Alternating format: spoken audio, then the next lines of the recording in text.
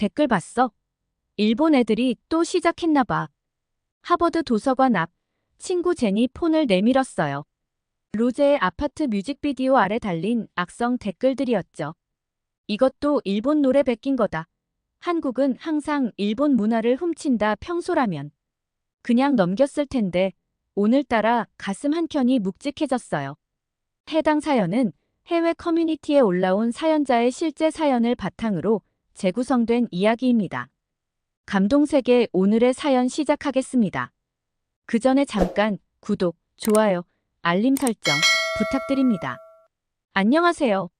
저는 하버드 대학교 국제경영학과 3학년에 재학 중인 빅토리아 파커입니다. 조금 독특한 이름이죠? 할아버지가 한국 전쟁 당시 부산에서 만난 한국인 친구의 이름을 영어로 바꿔서 지어주셨다고 해요. 승리라는 뜻이래요. 저는 지금 교내에서 제일 핫한 밴드 메인 보컬이에요. 원래는 클래식 전공으로 하버드에 입학하려 했는데 할아버지와 많은 시간을 보내면서 할아버지 영향으로 국제 경영으로 방향을 틀었죠. 제가 음악을 좋아하게 된 것도 사실 할아버지 덕분이에요. 우리 할아버지 윌리엄 파커는 1950년 19살의 나이로 한국전쟁에 참전하셨어요.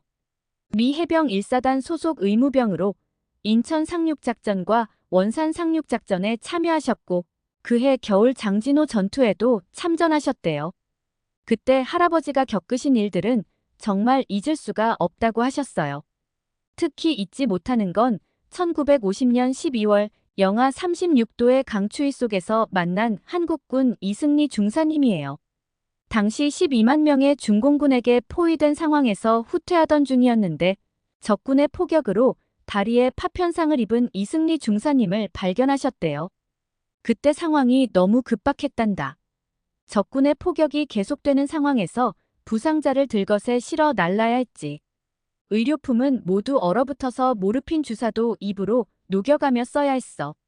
이승리 중사는 계속 저를 버리고 가세요라고 말했어. 하지만 그의 군복 주머니에서 사진 한 장이 떨어졌는데 임신한 아내와 찍은 사진이었어. 뒷면엔 한글로 뭔가 적혀 있었는데 나중에야 알았지. 아가와 기다리고 있을게요. 무사히 돌아오세요. 라고 말이야. 할아버지는 혹한 속에서 7시간을 걸어 이승리 중사님을 후방 의무대까지 옮기는데 성공하셨대요. 그 공로로 동성 훈장도 받으셨죠.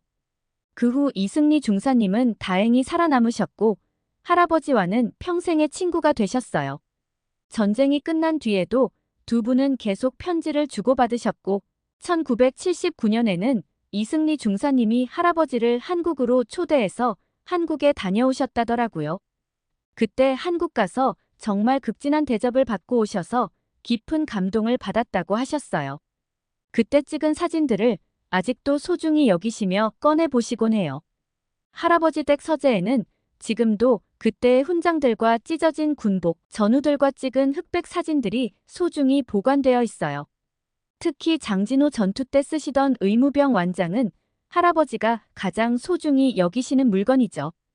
특히 저는 할아버지가 들려주시는 한국 이야기를 들으며 자랐죠. 한국인들의 불굴의 의지, 전쟁의 폐허 속에서도 서로를 돕는 따뜻한 마음, 그리고 불과 몇십 년 만에 세계적인 경제 강국으로 성장한 놀라운 저력까지. 빅토리아, 넌 알아야 해. 한국은 기적을 만들어낸 나라야. 내가 전쟁의 마지막에 봤을 때는 폐허였어. 하지만 봐.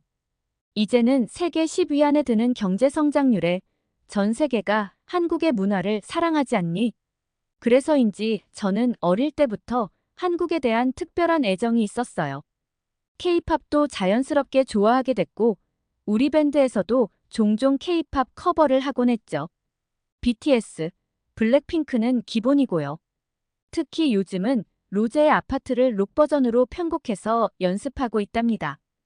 기말고사 시즌, 평소 같으면 도서관에서 시험 공부에 열중할 시기인데 올해는 뭔가 달라요. 위드너 도서관 스터디룸에서 이상한 소리가 들려오거든요. 아파트. 조용히 들리는 웃음소리와 함께요. 그렇게 시작된 아파트 신드롬은 생각보다 빠르게 퍼졌어요. 처음에는 아시아 학생회 모임에서 시작됐는데 이제는 거의 모든 학생 모임의 필수 레퍼토리가 됐죠. 특히 우리 기숙사 덩스터 하우스의 커먼룸이 매일 저녁 핫플레이스예요. 원래는 넷플릭스 보면서 피자 먹는 게 일상이었는데 요즘은 3355 모여서 아파트 게임을 해요. 처음에는 한국 유학생 친구들이 알려줬는데 이제는 거의 모든 룸메이트들이 룰을 외우고 있을 정도예요. 빅토리아, 이거 진짜 중독적인데 한국 사람들은 이런 거 많이 해? 제 룸메이트 제니 물어보더라고요. 쟤는 원래 클래식 음악만 듣던 애였는데 요즘은 핸드폰에 케이팝 플레이리스트가 가득해요. 특히 로제의 목소리에 완전 빠져서 샤워할 때마다 아파트를 부르는데 발음이 너무 귀여워요. 우리 기숙사의 주말 모임 문화도 조금씩 바뀌고 있어요.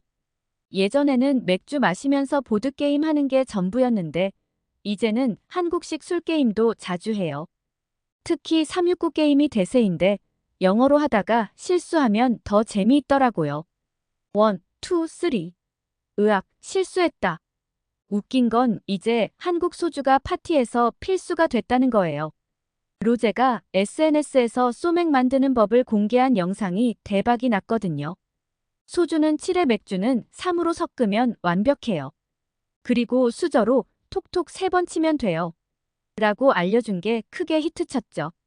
예전엔 소주가 뭔지도 모르고 구하기도 정말 어려웠는데 지금은 어디를 가도 한국 소주를 쉽게 찾을 수 있을 정도로 로제의 파급력이 대단한 것 같아요.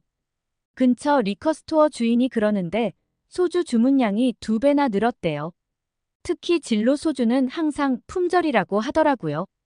왜냐면 로제가 진로 소주로 소맥 만드는 걸 보여줬거든요. 이제는 파티에서 소맥. 이게 기본 인사가 됐어요. 심지어 제 친구들은 로제처럼 소맥 젓는 연습까지 하더라고요. 수저로 똑같이 3번 치고 로제가 한 것처럼 거품 높이도 맞추려고. 완전 진지하게 토론하면서요. 이게 바로 소맥이야? 라면서 소맥 많은 모습이 정말 재미있어요. 7대3이 정석이라고. 난 오히려 6대4가 더 낫던데. 어느 날은 한국 여행 다녀온 제시카가 커먼룸에서 우리를 불렀어요. 야, 빅토리아. 한국에서 미쳤다는 걸 배워왔어. 뭔데? 또 뭔가 대단한 걸 배워온 거야? 제가 농담처럼 물었죠. 제시카는 한국 가기 전부터 케이팝에 완전 빠져 있었거든요. 응, 진짜 대박이야. 손병호 게임이라고 들어봤어? 손. 뭐? 다들 이상한 발음에 웃음이 터졌어요.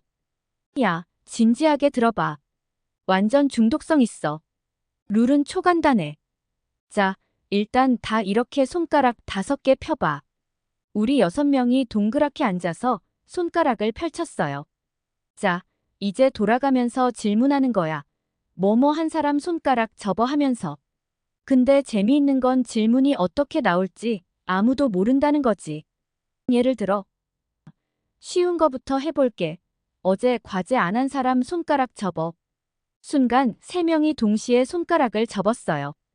다들 키득거리기 시작했죠. 오, 이거 재밌겠는데? 그냥 이렇게 아무 질문이나 해도 돼. 응.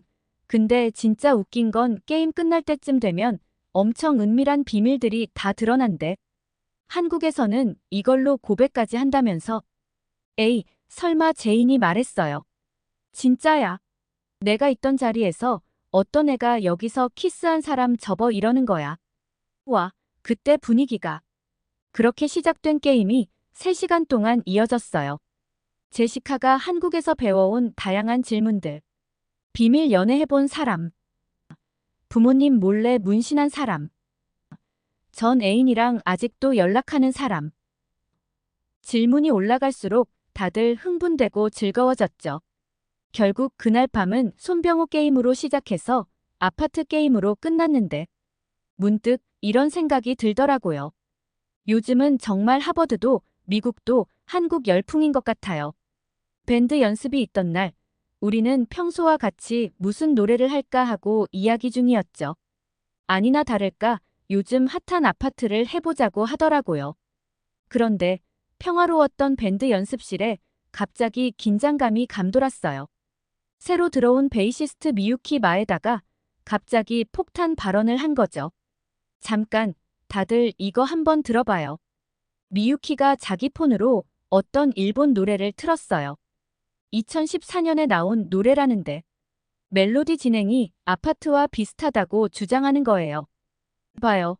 이게 14년도에 나온 일본 노래가 원조예요. 한국은 맨날 베끼기나 하고 자기 땅이라고 우기기나 하고 어차피 다 일본에서 배운 거고 원래 일본 거였는데. 순간 연습실이 조용해졌어요. 그때까지 피아노 앞에서 조용히 곡을 편곡하고 있던 준호 선배가 천천히 고개를 들었죠. 하버드 로스쿨 수석 입학에 경제학과 법학을 동시에 전공하고 있는 준호 선배는 우리 밴드의 자랑이에요. 클래식 피아노 콩쿠르 수상 경력에 만점이라는 이력을 가진 천재였지만 늘 따뜻한 미소를 잃지 않는 게 매력적이었죠. 미유키, 잠깐 법적인 관점에서 설명해 줄게. 그의 목소리는 여전히 부드러웠지만 어딘가 단호한 느낌이 들었죠. 준호 선배가 피아노 의자에서 일어나 노트북을 열었어요. 지난 여름 뉴욕의 대형 법률사무소에서 음악 저작권팀 인턴을 했던 그의 설명은 늘 명확하고 논리적이었죠. 미유키, 이건 아파트의 공식 크레딧 리스트야. 브루노 마스, 로제를 포함해서 무려 11명의 세계적인 프로듀서들이 크레딧에 올라가 있어. 세계에서 가장 엄격한 저작권법을 가진 미국에서 만들어진 곡이야. 여기 봐. 법적 문제를 피하기 위해 인터폴레이션 방식을 사용했다는 것까지 모든 게 문서화되어 있어. 미유키가 고개를 갸웃거리자 준호 선배가 설명을 이어갔어요. 인터폴레이션이 뭔지 알아? 다른 곡의 일부를 직접 가져오는 샘플링과는 달라. 기존 곡의 느낌이나 분위기를 새롭게 재해석해서 만드는 거야. 그것도 모든 저작권자들의 동의를 받고 합법적으로 진행하는 거지. 준호 선배가 노트북 화면을 넘기며 계속했어요. 음악에서 표절이 뭔지 알아? 내가 음악 저작권법 수업에서 배운 건데. 표절은 의도적으로 다른 사람의 창작물을 도용하는 거야. 우연한 유사성이랑은 완전히 달라. 아파트의 성공 비결은 오히려 중독성 있는 인트로와 친숙한 멜로디를 새롭게 재해석한 거야. 그리고 이 모든 과정이 철저하게 법적으로 검증됐다고. 미유키의 표정이 조금씩 변하기 시작했어요. 준호 선배의 논리적인 설명 앞에서는 반박할 말을 잃은 듯 했죠. 게다가 브루노 마스와 로제 같은 톱 아티스트들이 무명의 곡을 베낄 이유가 있을까? 오히려 그들은 자신들의 음악적 유산을 보호하기 위해 이렇게 철저한 법적 절차를 거친 거야. 피아노 앞으로 돌아간 준호 선배가 건반을 두드리며 말했어요. 예를 들어볼게. 너 반짝반짝 작은 별 알지? 이거 모차르트의 변주곡이랑 멜로디가 같아. 그럼 이건 표절일까? 밴드 멤버들이 하나둘 고개를 갸웃거리기 시작했어요. 코드 진행에서 비슷한 부분이 있는 건 음악의 기본이야. C-G-M-F로 시작하는 팝송이 수천 곡이나 있잖아. 이게 다 표절이라고 하면 이제 새로운 노래는 못 만들어야 해. 선배의 설명이 이어질수록 미유키의 표정이 미묘하게 변하더라고요. 게다가 아파트는 한국의 술자리 게임을 재해석한 거야. 369 게임의 리듬을 차용했다고 이건 오히려 창의적인 시도라고 봐야지. 준호 선배의 차분하면서도 명확한 설명에 연습실의 분위기가 완전히 바뀌었어요. 그의 말 한마디 한마디에는 법률가의 논리와 음악가의 감성이 완벽하게 녹아 있었거든요. 순간 제 속에서 무언가가 확 올라왔어요. 할아버지가 보여주신 1950년대 흑백 사진들, 전쟁의 폐허 속에서도 꿋꿋이 일어선 한국인들의 모습, 그리고 지금도 서재에 고이 모셔둔 할아버지의 훈장들이 머릿속을 스쳐 지나갔어요. 잠깐만 미유키. 이것도 독도처럼 일본 거라고 우길 거야? 제 목소리가 떨렸어요. 한국이야말로 역사를 왜곡하는 거 아닌가요? 미유키도 지지 않고 쏘아붙였어요. 저는 깊은 숨을 들이쉬었어요. 하버드 도서관에서 밤새워 공부했던 한일 관계사, 할아버지와 함께 봤던 수많은 다큐멘터리, 그리고 이승리 할아버지 가족이 보내주신 옛 편지들. 모든 것이 제 마음속에서 솟구쳤어요. 미유키, 잠깐 진지하게 이야기 좀 할까? 독도 문제를 예로 들어볼게. 내가 국제법 수업에서 이걸 깊이 공부했거든. 독도는 역사적으로나 국제법적으로나 명백한 한국 땅이야. 1900년 대한제국 칙령에도 나와 있고 지금도 한국 경찰이 지키고 있는 엄연한 한국 영토야. 그런데 일본은 아직도 사과는커녕 제 목소리가 점점 커졌어요. 할아버지가 들려주신 이야기 알아? 전쟁으로 폐허가 된 한국에서 굶주린 노인들이 미군 부대에 마지막 쌀을 나눠주려 했대. 그런 자존심 강한 민족이었다고. 근데 일본은 전쟁 책임은 회피하고 위안부 할머님들께 제대로 된 사과조차 못하고 이제는 한국의 음악까지 시비 걸려고 연습실이 쥐 죽은 듯 조용해졌어요. 게다가 독도 문제는 더 어이없어. 일본 스스로 한국 땅이라고 인정했던 섬을 이제 와서 자기들 거라고 우기는 게 말이 돼. 1905년 한국이 외교권을 빼앗긴 상태에서 강제로 편입한 걸 가지고 이런 역사적 사실은 다 무시한 채 역사적 사실부터 보자. 고대부터 독도는 한국 영토였어. 이건 수많은 고지도와 문헌들이 증명하고 있어. 특히 중요한 건 1900년 대한제국의 칙령 41호야. 여기서 울릉도와 석도, 즉 독도가 한국 영토임을 공식적으로 명시했거든. 근데 너도 알지? 1905년 심한해현 고시는 어떤 상황에서 이루어졌는지. 당시 한국이 외교권을 상실한 상태였어. 이건 일본 자료에도 나와 있는 거야. 그러니까 이건 명백한 불법적 편입이었던 거지. 더 중요한 건 현재 상황이야. 국제법적으로 봤을 때 한국은 독도에 대해 완벽한 실효적 지배를 하고 있어. 지금 이 순간에도 한국 경찰이 그곳에 상주하면서 경비하고 있고 군대가 영해와 영공을 지키고 있지. 등대도 운영하고 있고. 이건 단순히 어떤 섬 하나의 문제가 아니야. 독도는 한국 주권의 상징이자 불행했던 역사의 첫 희생물이었어.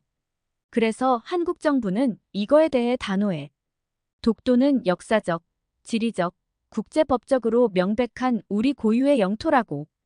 그리고 가장 중요한 건 이건 분쟁이 아니라는 거야. 분쟁이라는 건 양쪽의 주장이 팽팽할 때 쓰는 말이잖아. 하지만 독도는 그런 게 아니야. 실효적 지배도 한국이 하고 있고 역사적 근거도 명확해. 그래서 이건 외교 협상이나 법적 해결의 대상도 될 수 없는 거야. 이건 마치 지금 우리가 이야기하고 있는 로제의 아파트가 표절이 아니란 것을 인정하는 것과도 비슷해. 명백한 사실을 왜곡하려 하면 안 되는 거야. 한국의 문화와 영토에 대해서는 분명한 역사적 진실이 있다고. 연습실이 순간 조용해졌어요.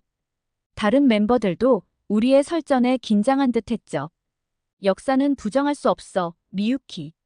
독도에 살고 있는 사람들은 모두 한국인이야. 아파트와 마찬가지로 명백한 사실을 왜곡하려고 하지 마.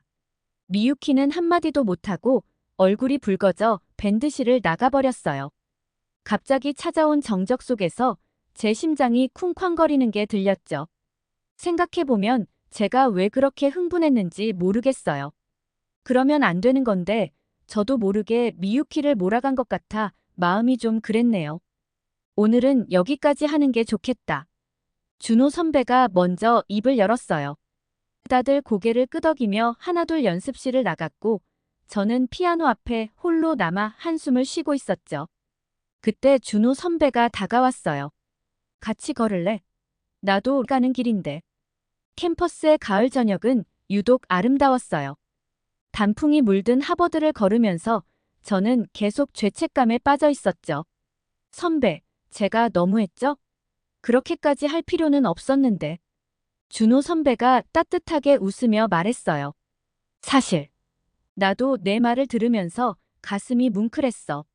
한국인으로서 늘 이런 상황에서 차분하게만 대응하려고 노력했거든. 하버드에서 모범적인 아시안이어야 한다는 강박도 있었고. 근데 내가 그렇게 당당하게 한국을 변호하는 걸 보면서 내가 잘못 생각했던 것 같아. 네. 제가 놀라 말했어요. 내 할아버지 이야기를 들을 때마다 생각했어. 우리가 왜 이렇게 역사 앞에서 소극적이어야 하는지. 오히려 넌 그 누구보다 한국의 진정한 모습을 잘 알고 있는 것 같아. 여기 모든 학생들이 너처럼만 한국을 이해해준다면. 준호 선배의 목소리에 처음으로 감정이 실린 것 같았어요. 사실 너 보면서 많이 부끄러웠어. 한국인인 내가 미국인인 널 보면서 배우다니. 내가 한국의 역사와 문화를 그렇게 자연스럽게 받아들이고 사랑하는 모습이 참 고마웠어. 멈춰선 준호 선배의 눈에 뭔가 반짝이는 게 보였어요. 할아버지가 늘 하시는 말씀이 있어요. 제가 말했어요. 진실은 결국 이기게 되어 있다고. 우리가 할 일은 그 진실을 지키고 전하는 거라고요. 그래서 그런가 봐. 내가 이렇게 용감한 게 준호 선배가 부드럽게 미소 지었어요. 도서관 앞에 도착했을 때 하늘은 어느새 보랏빛으로 물들어 있었어요. 준호 선배는 제 어깨를 살짝 두드리며 말했어요. 내일 미유키한테 같이 가서 이야기해보자. 준호 선배의 말에 저는 잠시 생각에 잠겼어요. 문득 얼마 전 수강했던 동아시아 현대사 수업이 떠올랐거든요. 사실 우리가 너무 일방적이었던 것 같아요. 제가 조심스럽게 말을 꺼냈어요. 응.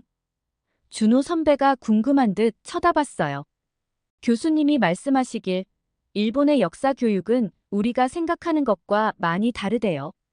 독도 문제만 해도 대부분의 일본 학생들은 어릴 때부터 교과서에서 다케시마라고 배우고 그게 일본 땅이라고 배운다는 거예요. 심지어 전쟁에 대한 내용도 많이 생략되어 있대요. 준호 선배가 깊은 생각에 잠긴 듯 했어요. 맞아. 나도 일본인 룸메이트가 있었는데 어느 날 위안부 할머니 이야기가 나왔을 때 그 친구가 정말 몰랐더라고. 그냥 모르는 게 아니라 다르게 배웠던 거야. 그래서 미유키도 어쩌면 우리 눈에는 뻔해 보이는 역사적 사실들이 그 친구에게는 전혀 다르게 보일 수 있겠죠? 우리가 화를 내며 왜 이런 걸 모르냐고 다그칠 게 아니라 차근차근 설명하고 이해시켜야 했던 건지도 몰라요. 준호 선배가 따뜻하게 미소 지었어요. 그래서 내가 특별한 것 같아. 한국계도 아닌데 이렇게 깊이 있게 생각하다니. 내 말이 맞아. 미유키는 분명 다른 환경, 다른 교육을 받고 자랐을 거야. 우리가 화를 내기 전에 먼저 그 친구의 입장을 이해하려 노력했어야 했는데. 저는 할아버지의 말씀이 떠올랐어요. 할아버지가 늘 하시는 말씀이 있어요. 증오는 무지에서 시작된다고. 서로를 이해하지 못하니까 미워하게 되는 거라고요. 어쩌면 우리도 오늘 그랬던 것 같아요. 그러게. 내일 미유키에게 이 이야기를 해주자. 그리고 우리 밴드가 오히려 서로의 문화를 이해하는 다리가 될 수 있지 않을까? 너의 미국적인 시각, 미유키의 일본 문화에 대한 이해, 그리고 내가 가진 한국의 정서. 이 모든 게 어우러지면 분명 특별한 무언가가 만들어질 것 같아. 가을바람이 불어오는 하버드에서 우리는 새로운 희망을 보았어요. 역사의 아픔을 이해하고 서로의 다름을 인정하는 것. 그것이야말로 진정한 화해의 시작일지도 모르겠다는 생각이 들었답니다. 우리 아파트 말고 다른 곡도 한번 해볼까? 윤수일의 아파트는 어때? 준호 선배가 처음으로 장난스럽게 웃어 보였어요. 그것도 좋네요. 40년 전 아파트와 지금의 아파트. 시대는 달라도 같은 제목으로 사랑받는 두 곡처럼 우리도 서로를 이해할 수 있지 않을까요? 위드너 도서관으로 들어가기 전 준호 선배가 마지막으로 말했어요. 내일 미유키한테 먼저 사과하러 가자. 그리고 이번엔 새 나라의 음악을 하나로 만드는 작업을 해보는 건 어때? 그날 저녁 저는 할아버지께 긴 이메일을 썼어요. 오늘 있었던 일, 그리고 할아버지께서 늘 말씀하시던 진정한 용기가 무엇인지 이제야 조금 알 것 같다고요. 여러분, 빅토리아 이야기 어떠셨나요? 오늘은 하버드 대학교에서 벌어진 작은 문화적 충돌과 그 해결 과정에 대해 전해드렸습니다. 처음에는 단순한 케이팝 표절 논란으로 시작된 이 이야기가 어떻게 더 깊은 역사적, 문화적 이해의 계기가 되었는지 함께 살펴보았습니다. 특히 인상 깊었던 것은 빅토리아와 준호 선배의 성장하는 모습이었습니다.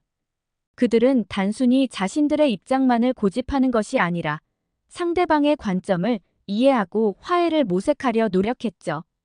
이런 자세야말로 진정한 문화 교류의 시작이 아닐까요? 이번 이야기를 통해 우리는 역사 교육의 중요성, 문화적 차이에 대한 이해, 그리고 서로 다른 배경을 가진 사람들 간의 소통이 얼마나 중요한지 다시 한번 깨달을 수 있었습니다. 앞으로 이들이 어떻게 서로를 이해하고 더 나은 관계를 만들어갈지, 그리고 이를 통해 우리가 어떤 교훈을 얻게 될지 지속적으로 관심을 가지고 지켜보도록 하겠습니다. 여러분, 최근 독도 인근 해역에 일본 자위대 순시선의 출현 빈도가 증가하고 있다고 합니다. 독도를 다케시마로 만들려고 하는 이런 일본의 도발을 어떻게 생각하시나요? 여러분의 생각은 어떠신지 댓글로 의견 많이 남겨주세요. 여러분의 댓글은 감동 세계가 더 좋은 사연으로 찾아올 수 있는 원동력입니다. 오늘 사연이 좋았다면 구독, 좋아요, 알림 설정 부탁드리며 이상으로 감동세계 사연 들어주셔서 감사합니다. 끝까지 감동세계 시청해주셔서 너무 사랑합니다.